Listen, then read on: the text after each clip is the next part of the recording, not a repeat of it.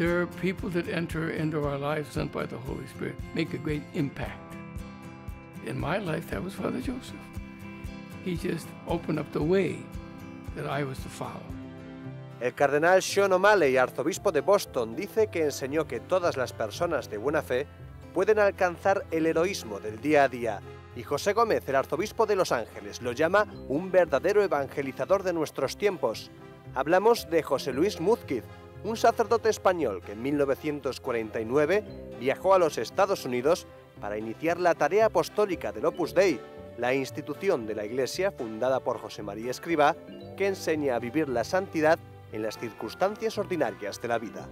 El sacerdote falleció en 1983 en Massachusetts y desde entonces se comenzaron a recopilar testimonios de personas que vivieron en contacto con él.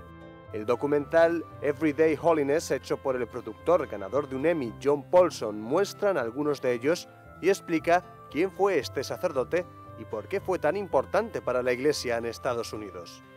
Esta producción, de 55 minutos de duración, será presentada el próximo 23 de enero en Boston, en donde se abrió su causa de beatificación en junio de 2011.